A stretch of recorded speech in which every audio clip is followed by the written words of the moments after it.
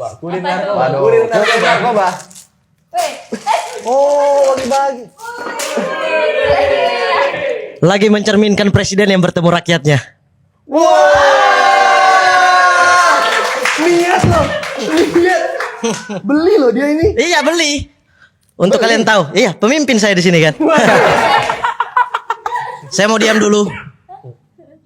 Mencerminkan wapresnya. Wis. Ini kan yang kalian mau, ha? Ini kalian mau. Ganti nama acara bukan somasi, diculik saya di sini. Somasi doang mending ya. Iya. Om Ded, Ya. terima kasih sudah ajak saya ke sini. Mari kita deg-degan bersama Om Ded. Iya. Tapi saya tuh senang sekali diajak ke sini karena akhirnya saya bisa merasakan ada di salon gitu. Oh, salon. Iya, ini kan tempat Om Deddy untuk merias pejabat biar terlihat lebih baik kan?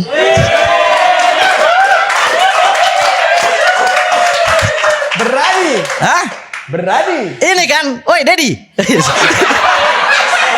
Ini kan tempatnya. Kalau bintang tamunya rakyat, yang orang-orang biasa, pertanyaannya nyelekit sekali, gitu kan? Kalian itu ya, wis, gitu ya. Sama pejabat otot-otot hilang di sini. Saya tuh kecewa kalau nontonnya tuh ada pejabat-pejabat di sini. Ada menteri-menteri, ada wapres ya. Ya, ada. Terakhir ada wapres juga. Terakhir ada menpora. Menpora, ketua PSSI. Ya. Ketua PSSI, woi pejabat-pejabat banyak. Tapi Om Deddy nanya itu yang kayak itu bukan pertanyaan Om Ded untuk mereka, bukan. Kalau Om Ded tidak bisa paling tidak hadirkan saya untuk nanya ke mereka, saya ini kasih catatan nih, apa yang harus Om Deddy tanya ke mereka, ya. Yang pertama, kalau Pak Wapres datang lagi, tolong tanya ke Pak Wapres, Pak udah ngapain aja? 1. 2, kalau Ibu Menteri Keuangan datang lagi, kan kemarin ngomongin pajak tuh, nanya tuh ambil pajak dari rakyat buat nutupin bunga utang negara ya, gitu, ya. Yang ketiga, kalau Pak Luhut datang lagi, gak jadi 4 deh, 4. 4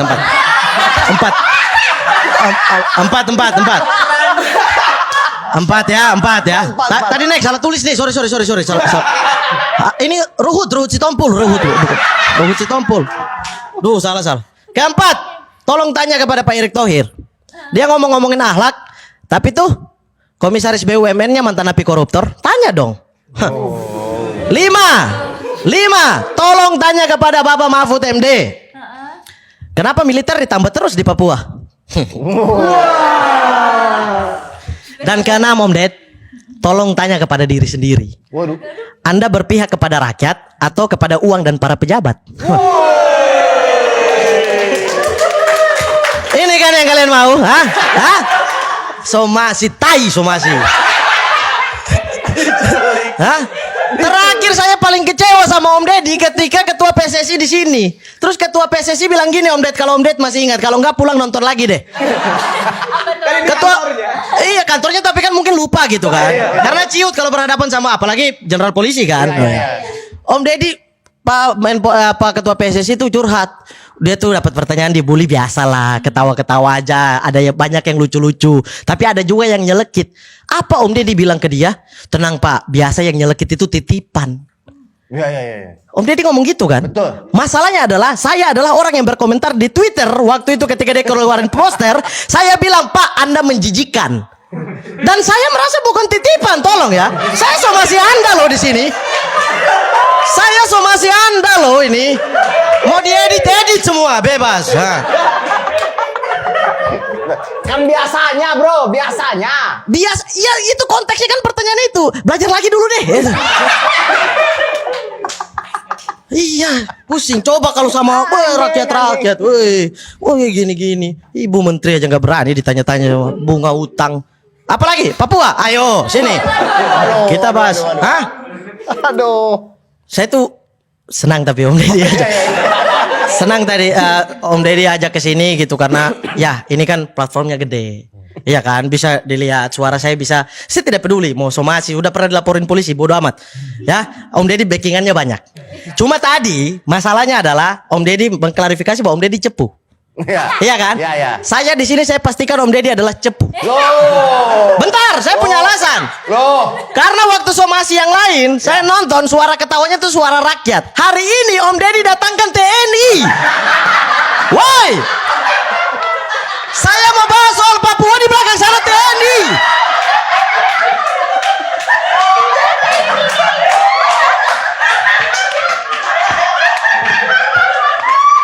Ini bukan somasi lagi, ini memang namanya Sandra ini. Ya Allah, itu TNI di belakang loh. Saya mau bahas apa? Mana Juju WA saya? Juju WA, Bang Mamat, kami harap materinya pinggir jurang ya. Saya mau, tapi itu. Saya mau, tapi itu. Ini masuk jurang, di dalam jurangnya singa, Om. Ya Allah, Marcel datang di sini, Boris, yang suaranya rakyat di situ. Ketawa rakyat, mereka bersama kami. Ini, ya Allah. Pak, NKRI harga mati.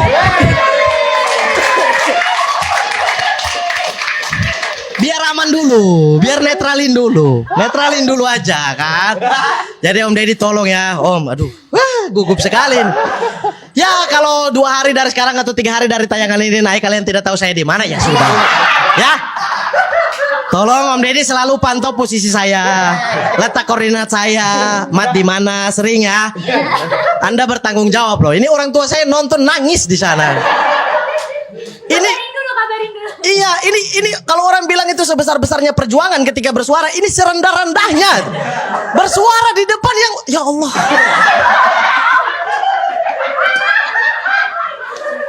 Aduh anjing, lucu banget Mama tai. Aduh anjing, komedi realita anjing. Komedi realita, Bro. Om Ded, saya itu kenal beberapa asrama Papua yang ada di Jakarta. Ada asrama yang paling tua di Tanah Abang, ada juga asrama yang di Bekasi, ada pesantrennya juga, pesantren Papua ada di Bekasi juga gitu. Maksudnya kalau mau jadi pengamanan di sini orang Papua cukup Om Ded, gak usah tentara. Ya, tolong. Saya bisa datangkan mau 10 orang gratis Om Ded. Saya sampai lupa perkenalan loh ini. Tegang, ada tentara tegang. Kalian ngomong Sunda, masalahnya cuma sama Arteria Dahlan. Saya bro. Mantap ya, aman ya. Pertahanan aman ya, aman. Maju terus, maju. Gesturnya. Perkenalkan, saya Mamat Al-Katiri. Dan karena ada tentara, saya sekarang berasal dari Sunda. Ya. Ya, saya dari Citerep. Citerep. Udah Citerep. Saya mama Citerep, bapak Citahem. Citahem. Apa? Citahem. Cicahem. Ya tuh. Ya udah susah sekali memang. Itu Kajati yang pakai bahasa Sunda susah loh emang, makanya diprotes sama Arteria Dahlan ya. Karena susahnya ya. Susah emang harus sama U gitu. Tapi tidak, saya dari Papua. Saya dari, kebetulan betul Bang U, saya dari Fak-Fak gitu. Dan kebetulan saya ini OPM. Apa itu? Orang Papua modern. Aman dong. Siapa? Nggak tahu. Suka gue. Awan. Iya, gue gak suka. Gue gak suka dia gitu. Gak bisa ngomong saya. Bercanda dia. Gak bisa ngomong. Ini kan yang Om Ded mau kan? Hah? Oke, kita bicara soal kemerdekaan ya. Oke, mantap. Enggak, saya tuh bingung ya, kenapa orang Papua tuh selalu ketika bersuara dicap langsung makar gitu. Separatis, Pak, sumpah Pak. Kita punya hal lain yang bisa dilihat dari sisi positif gitu. Kita bersuara karena ada kejadian. Kita bersuara atas nama kemanusiaan gitu. Bukan kita bersuara langsung, oh Mamat OPM separatis masuk penjara. Wih, padahal belum tentu gitu. Belum tentu kita makar gitu. Paling mau kibarin bendera doang gitu. Bendera Indonesia, bendera merah putih. Benar. Merah putih hampir keceplosan nih. Bukan bintang. Bukan. Bulan bintang, PBB. Ya, partai Bulan Bintang kan. Bukan Bintang Kejora, bukan. Bukan ya, Bulan Bintang gitu ya. Tolong dipahami ya. Aduh, mampus kalian edit sampai habis. Ya. Mampus kalian. Dan mungkin banyak orang yang tidak tahu gitu. Saya orang Papua. Saya orang Papua dari pihak nenek moyang. Dari kakek moyang saya ini adalah seorang Arab. Kadrun. Saya makanya marganya Al-Katiri. Cuma masalahnya adalah kalau di Papua saya bilang saya Arab, mungkin masih ada orang yang percaya. Kalau di sini kan Arab-Arab condet mancung-mancung Om Ded. Putih-putih. Datangnya dari mana? Arab. Hah? Arab? Akhirnya iya Papua. Nah, udah ganti. Kalau di sana saya bahkan nama kecil saya itu sering diganti jadi Onta Black gitu. Saya tuh orang Arab gitu. Dan saya bingungnya adalah kalau orang Arab kenapa selalu dihormati lebih dalam bidang agama.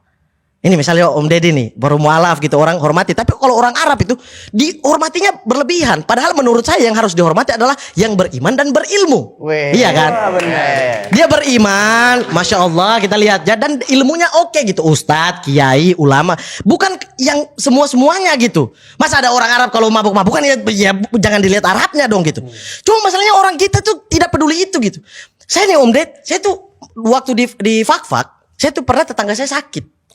Tetangga saya sakit. Saya lewat, niatnya mau ajak dia main bola. Saya panggil, "Woi, Badex," namanya Badex. "Badex, main bola." "Mat, sini dulu." "Wih, kenapa? Kok suasananya sedih?" "Sini dulu, Mat." Saya naik nih, tangga kan saya naik. "Kenapa?" "Ini ada air, tolong kau baca-baca." "Kenapa?" "Kakak saya sakit." Bukan apa-apa. Saya ini bolos sholat Jumat di rumah kalian loh ini. Kenapa giliran yang begini kasih saya gitu? Cuma kan kebanggaan saya sebagai seorang Arab. Oh sini air. Wih. Saya tahu intinya adalah hentakan.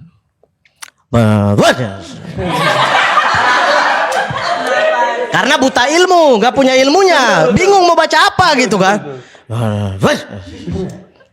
Minum. Saya bodoh amat, meninggal deh. Besoknya saya datang lewat rumah itu. Ibunya yang keluar. "Mat, naik dulu." Naik saya. Tiba-tiba peluk saya menangis. Saya pikir betulan meninggal ini orang. Menangis terharu gitu. "Ma, terima kasih." "Wih, terima kasih. Kenapa Mama?" "Kakak kemarin sudah sembuh gara-gara air dari Mamat." Hah? Saya jadi dilema loh itu. Karena yang saya baca, "Bapa kami di surga, dimuliakanlah namamu dalam kerajaan surga. Amin." Nah, minum. Saya jadi bingung mana yang betul ini, masa air ini manjur gitu. Mental saya yang terganggu loh. Tolong ya yang dihargai itu yang punya ilmu tinggi, jangan semuanya disamaratakan gitu. Semua sama-sama manusia. Bangsat. Sama-sama manusia. Dan saya tuh bingung gitu berbicara soal Arab, berbicara soal dikotomi antara cebong, kadrun, kampret, Arab, pribumi, Tionghoa, rasis dan lain sebagainya gitu. Saya tuh bersyukur saya hidup di Papua gitu, di Fak-Fak yang dimana toleransinya tuh luar biasa indah gitu. Bahkan kalau kalian googling nih, ada di Google itu masjid tertua di tanah Papua. Itu ada di Kabupaten Fak-Fak. Jadi masjid yang pertama kali dibangun di Papua itu ada di kampung saya. Masjid ini unik karena dibangun itu menyerupai gereja kuno.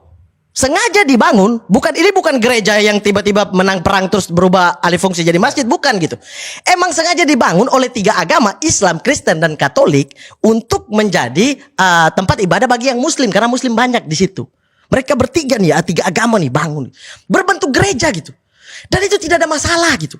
Tidak ada masalah. Halaman masjidnya itu sering dipakai oleh saudara-saudara yang Nasrani untuk melakukan ibadah. Misa mingguan, misa Natal, itu mereka sering pakai di situ gitu. Tidak ada masalah sampai dengan sekarang. Masalah kalau muncul, itu berarti Natal dan Idul Fitri bersamaan. Ini masalah muncul ini. Karena di dalam orang sholat Id, di luar orang misa Natal. Ini akan terjadi saut-sautan antara khotib.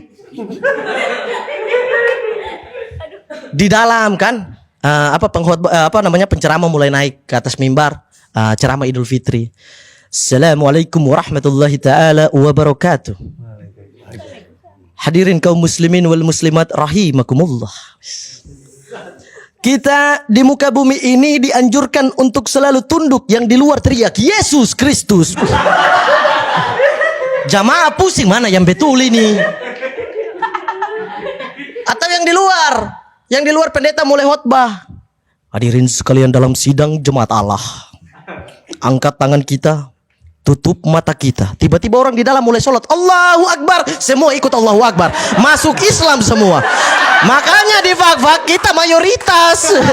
Tapi itulah indahnya toleransi di sana gitu, nggak ada protes-protes. Makanya saya kaget ketika waktu kuliah saya datang ke Pulau Jawa. Pulau yang katanya segala pembangunan ada di sini, segala kemajuan teknologi, informasi, pendidikan semua ada di sini. Tapi saya kaget loh, sebagai orang yang dibilang terbelakang, bodoh. Bang sering bilang saya bodoh ini. Terbelakang, bodoh, saya tuh justru kaget gitu. Karena saya pas ospek, itu kan ospek sama teman-teman yang kita tidak kenal. Dan rata-rata mereka dari Pulau Jawa gitu. Itu kenalan, itu sangat, saya paling murka kenalan-kenalan di situ tuh. Selalu tanya, wih mas, sampean dari mana? Dari Papua. Oh dari Papua, kok masuk Muhammadiyah? Mualaf ya? Oh tidak, saya dari lahir sudah muslim. Oh sampean dari lahir sudah muslim, orang tuanya mualaf ya? Oh tidak, orang tua saya juga dari lahir sudah muslim. Oh orang tua sampean dari lahir sudah muslim. Oh berarti kakek nenek mualaf ya?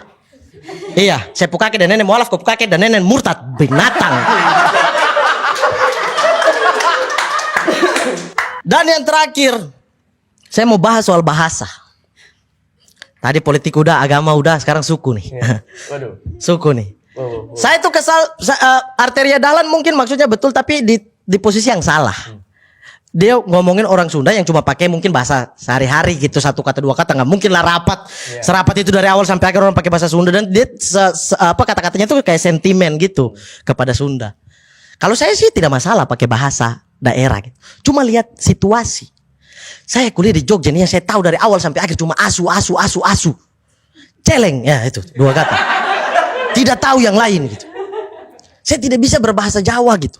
Dan teman-teman saya orang Jawa, kurang ajarnya mereka ini tidak punya peri kemanusiaan. Kita biasa ngobrol misalnya nih, berempat, ada saya satu, tiganya orang Jawa gitu. Mereka bertiga akan ngobrol hal yang harusnya saya ikut dalam obrolan itu, tapi pakai bahasa Jawa. Saya tidak tahu mereka menghina saya, bilang saya anjing, saya tidak tahu gitu. Maksudnya begini loh, ini kan saya terlibat dalam obrolan ini. Ya dilibatkan gitu. Pakai bahasa Indonesia biar saya juga mengerti. Ini kalian bilang saya iki mampu. Bau artinya kan? Saya cuma engge. Iki orang bodoh, engge, bodoh semua. Iki OPM engge gitu. Enggak orang Papua modern, sorry. Maksudnya begini, kita tukar posisi deh. Kita tukar posisi gini. Misalnya kalian bayar tiket untuk nonton saya stand up kayak sekarang nih. Kalian beli tiket, terus ketika masuk, yang harusnya saya bawa materi buat kalian, terus tiba-tiba saya pakai bahasa Papua. Assalamualaikum warahmatullahi wabarakatuh. Sekarang injak kurang para bongko fararuka mako bosko suariayeko imbuku besiseye. Tidak lucu? Di Papua lucu sekali loh itu. Oh tidak mengerti. Itu yang kita rasakan selama ini. Terima kasih, saya Muhammad